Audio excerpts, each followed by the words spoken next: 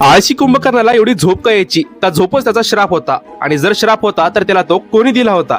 चला जाणून घेऊयात। ह्या प्रसंगाची नोंद वाल्मिकी रामायण युद्धकांड सर्ग 60 दरम्यान सापडते। कुंभकर्ण हा रावणाचा मोठा भाऊ होता आणि पुलस्त्य ऋषींचा नातू म्हणजे विश्ववा ऋषींचा पुत्र। त्याचं शरीर एवढं विशाल, एवढं मोठं होतं की एक भला मोठा रथ त्याच्या तोंडामध्ये सहजरित्या बसेल असं वर्णन येतं। एके दिवशी तिन्ही भाऊ रावण, विभीषण आणि कुंभकर्ण ब्रह्मदेवांची तपस्या करण्यासाठी बसले।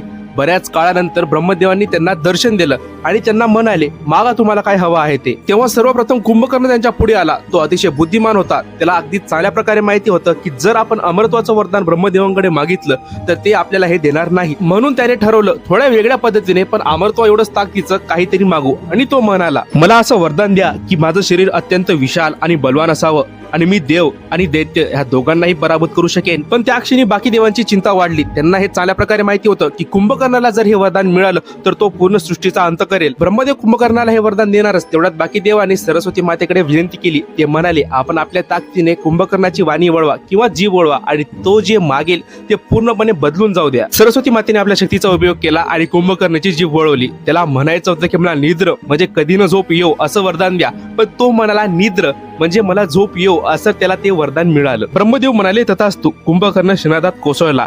रावण गोंधळला आणि ब्रह्मदेवांकडे विनंती करू लागला की माझ्या भावाला निद्रेतून पूर्णपणे उठवा। तेव्हा ब्रह्मदेव म्हणाले, त्याच्या झोपेचा कालावधी निश्चित असेल, तो 6 महिने झोपेल आणि 1 दिवस जागा होईल। आणि अशा प्रकारे कुंभकर्णाला झोपेचा श्राप मिळाला। मित्रांनो, जर तुम्हाला अशा प्रकारच्या रंजक, आध्यात्मिक, ऐतिहासिक आणि गुढकथांची आवड असेल तर ऐरावत वार्ताला नक्की फॉलो करा।